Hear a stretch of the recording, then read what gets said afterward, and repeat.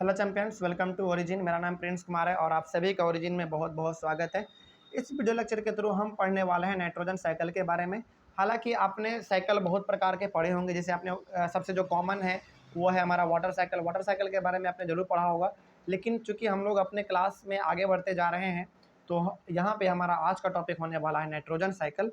जिस प्रकार से हम लोग वाटर साइकिल में पढ़े थे कि किस प्रकार से पहले वर्षा होती है, फिर वो वाटर हमारे अंडरग्राउंड में जाता है, फिर अंडरग्राउंड से हम लोग बाय मोटर हम लोग उसको यूज करते हैं, है ना। यानी कि फिर से वो हमारा वाटर यूज का हुआ नदी में जाता है, फिर नदी से ऑपरेट होकर फिर बादल में जाता है। यानी कि जो पूरा वाटर साइकिल आपने पढ़ा था, ये पूरा का पूरा वाटर साइकिल हमारा था। और लेकिन आज हम लोग पढ़ने जा रहे हैं नाइट्रोजन साइकिल। नाइट्रोजन साइकिल किस प्रकार से काम करता है इसको हम लोग डीपली समझेंगे। देखिए क्या लिखा हुआ है। सबसे पहले आवर एटमॉस्फेयर है 78% नाइट्रोजन गैस। हमारे एटमॉस्फेयर में यानी कि हमारे पूरे सराउंडिंग में, आप इसको कह सकते हैं कि हमारे पूरे आसपास जितने भी है ना, हमारे जो इन्वायरमेंट है उसमें 78% केवल और केवल नाइट्रोजन गैस है। ठीक है। Nitrogen is one of the essential constitutes of all living organisms. देखिए, अब आपको ये जान के बड़ी हैरानी होगी कि हालांकि हम लोग तो मेनली ज़्यादा यूज करते हैं ऑक्सीजन का, लेकिन इन्वायरमेंट में सबसे ज़्यादा यदि किसी चीज़ का मात्रा है ना तो वो है हमारा नाइट्रोजन गैस, वो भी 78%। और हमारे जीने के लिए यदि यानी कि हम लोग अच्छी तरीके से जी पाए, हम लोग सर्वाइव कर पाएँ, उसके लिए नाइट्रोजन भी बहुत ज़्यादा एसेंशियल है। ठीक है, तो वही यहाँ पे लिखा हुआ है, nitrogen is one of the essential constituents of all living organisms. जिस प्रकार से हमको ऑक्सीजन चाहिए उसी प्रकार से हमको नाइट्रोजन भी चाहिए। हालांकि जितना हमको ऑक्सीजन चाहिए उतना हमको नाइट्रोजन नहीं चाहिए, लेकिन फिर भी नाइट्रोजन हमको चाहिए, लेकिन बहुत ही कम मात्रा में चाहिए। ठीक है, आगे बढ़ते हैं। फिर the atmospheric nitrogen can not be taken directly by plants and animals. वही बात है ना। जैसा कि अभी हमने कहा था कि नाइट्रोजन जो हमारा होता है ना, जो एटमॉस्फेयर में हमारा नाइट्रोजन प्रेजेंट है, उसको हम लोग डायरेक्टली यूज नहीं कर पाते हैं, ना ही प्लांट और ना ही एनिमल। ठीक है, आगे बढ़ते हैं। फिर certain bacteria and blue green algae are present in this soil and fix nitrogen from the atmosphere and convert it into compounds of nitrogen. मतलब ये कि हमारे मिट्टी में यानी कि हमारे पल्सेस यानी कि लुजिमिनस प्लांट्स के जड़ में और भी बहुत सारे प्लांट के जड़ में हमारे कुछ बैक्टीरिया रहते हैं, और बैक्टीरिया में भी वो भी कौन मेनली कौन सा पाया जाएगा, राइजोबियम पाया जाएगा।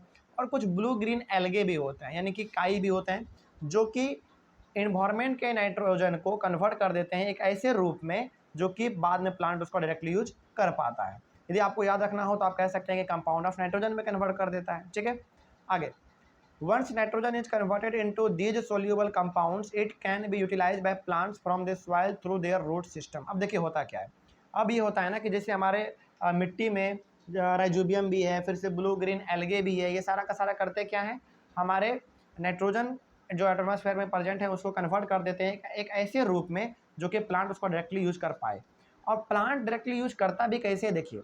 सबसे पहले राइजोबियम क्या करेगा, उस नाइट्रोजन गैस को लेगा, उसको कन्वर्ट कर देगा एक ऐसे रूप में जो कि पूरी तरीके से पानी में घुल जाए। वही यहाँ पे लिखा हुआ है, कहाँ गया हमारा, once nitrogen is converted into this usable compounds it can be utilised by plants from the soil through their root system.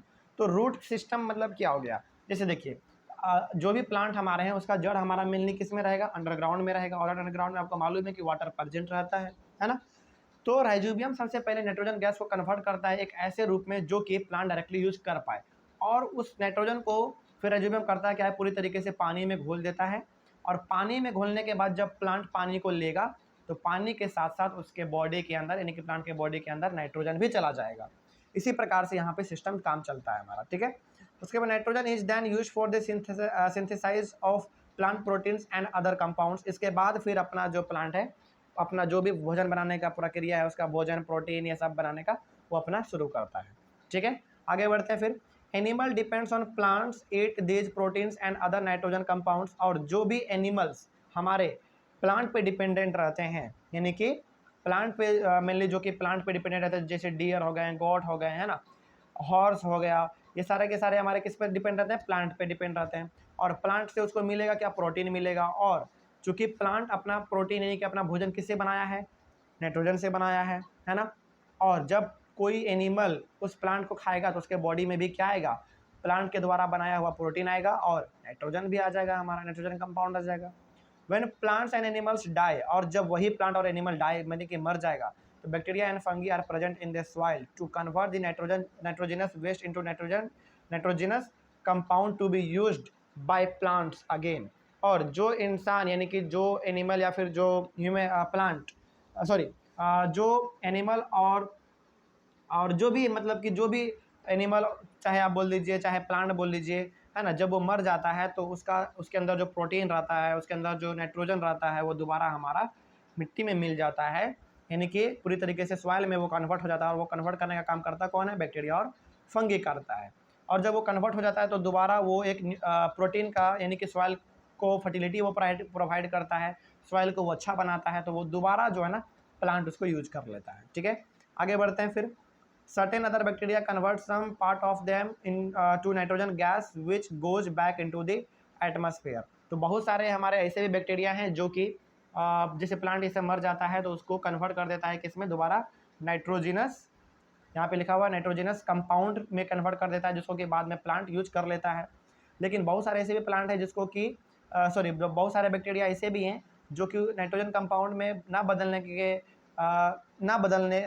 वो नहीं बदल पाते हैं और वो बदल देते हैं किसी नाइट्रोजन गैस में। और चूंकि एक गैस बन जाता है तो ये दोबारा हमारा नाइट्रोजन गैस इन्वायरमेंट में मिल जाता है। ठीक है, उसके बाद as a result the percentage of nitrogen in the atmosphere remains constant. इसी के कारण जो है ना हमारे इन्वायरमेंट में कभी भी नाइट्रोजन का कमी नहीं होता है, वो बार बार रिसाइकल होते रहता है। ठीक है, तो यदि एक लाइन में हमको बताना हो नाइट्रोजन साइकिल तो आप कैसे बताएंगे?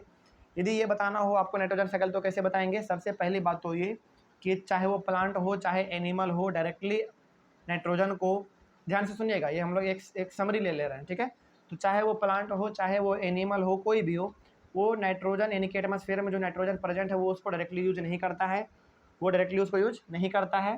तो सबसे पहली बात तो ये कि यदि हम बात करें प्लांट के बारे में, तो प्लांट में यानी कि प्लांट का जो हमारा रूट है, जो जड़ है, उसके मिट्टी में अंडरग्राउंड में जो हमारा मिट्टी है उसमें हमको देखने को मिलेगा बैक्टीरिया, और बैक्टीरिया में भी कौन मिलेगा? राइजोबियम मिलेगा और ब्लू ग्रीन एल्गे मिलेगा, यानी कि हल्का फल्का आप कह सकते हैं कि काई के रूप में जैसे आपको देखने को मिलेगा। जो कि करता क्या है? जो करता ये है कि एटमॉस्फेयर में जो नाइट्रोजन प्रेजेंट है उसको वो कन्वर्ट करता है एक ऐसे रूप में जो कि पूरी तरीके से पानी में घुल जाए, अंडरग्राउंड वाटर में घुल जाए, और प्लांट उसको बाय रूट यानी कि जड़ के द्वारा उसको जब पानी को ले तो पानी के साथ साथ वो नाइट्रोजन भी हमारा चला जाए। और जब वो नाइट्रोजन उसमें जाएगा तो नाइट्रोजन जाने के बाद क्या करेगा? प्लांट अपना भोजन बनाना शुरू कर देगा। और जब वो अपना भोजन बनाएगा तो मेनली वो प्रोटीन बनाएगा और बहुत सारे अलग अलग कंपाउंड भी वो बनाता है जो कि वैल्यूएबल चीज़ रहता है। और जब कोई एनिमल या फिर कोई प्लांट, कोई एनिमल या फिर ह्यूमन बींग्स ही आप कह लीजिए, जब उस प्लांट को खाएगा तो उस प्लांट में जो भी चीज़ प्रेजेंट है, जैसे प्रोटीन है, कंपाउंड है, जैसे नाइट्रोजन है, जो भी उसके अंदर प्रेजेंट है वो आ जाएगा किसके अंदर? जो उसको खाएगा उसके अंदर आ जाएगा। और जिसने उसको खाया है और जब वो मर जाएगा यानी कि जब उसका डेथ हो जाएगा तो वो दोबारा बैक्टीरिया और फंगी के द्वारा वो इस प्रकार से वो उसको कन्वर्ट कर दिया जाएगा कि वो पूरी तरीके से बाद में वो सॉइल में कन्वर्ट हो जाएगा। और जब वो सॉइल में कन्वर्ट होगा तो जो प्लांट या फिर जो एनिमल जो हमारा मरा था उसमें जो भी कार्बन जो भी उसमें प्रोटीन था, जो भी उसमें नाइट्रोजन कंपाउंड था, वो सारा का सारा हमारा किस में मिल जाएगा? सारा का सारा हमारा सॉइल में मिल जाएगा। और उसी सॉइल से दोबारा दूसरा प्लांट क्या कर लेगा? उसी नाइट्रोजनस कंपाउंड को, जो कि बहुत ही वैल्यूएबल है हमारे प्लांट के लिए, उसको वो दोबारा यूज कर लेगा। तो आप देख रहे हैं किस प्रकार से एक साइकिल चलता जा रहा है। सबसे पहले प्लांट अपना नाइट्रोजन लिया बाय सॉइल, है ना, यानी कि पानी से लिया अपना, फिर से उसको प्लांट खा लिया अपना, फिर खाने के बाद वो मर गया, फिर मरने के बाद वो मिट्टी में मिल गया, फिर मिट्टी में मिलने के बाद फिर उसको प्लांट लेगा, है ना, कंपाउंड नाइट्रोजन कंपाउंड को, फिर वो प्लांट लेगा, फिर प्लांट से एनिमल खाएगा, यानी कि पूरा का पूरा एक साइकिल जो है ना गोल गोल गोल गोल चलता रहता है। उसके बाद में ये होता है ना कि बहुत सारे बैक्टीरिया ऐसे भी हैं जो कि उस नाइट्रोजिनस कंपाउंड को, यानी कि जो हमारे वैल्यूएबल चीज़ें हमारे लिए, उसको वो कन्वर्ट कर देते हैं नाइट्रोजन गैस में। और इसी प्रकार से हमारा जो है ना पूरी तरीके से सिस्टम चलता रहता है, कहीं पे भी हमको नाइट्रोजन की कमी देखने को नहीं मिलती है। आई होप आपको ये समझ में आ गया होगा। इसका आप स्क्रीनशॉट लेके नोट्स भी बना सकते हैं। और इस प्रकार से हमारा ये पूरा का पूरा चैप्टर यहीं पे एंड होता है। आप, आई होप आपको ये समझ में आ गया होगा। यदि कहीं पे कोई समस्या आपको है तो फिर आप कमेंट करके पूछें, हम लोग पूरा कोशिश करेंगे आपके कमेंट का जवाब देने का। Thank you very much and have a nice day.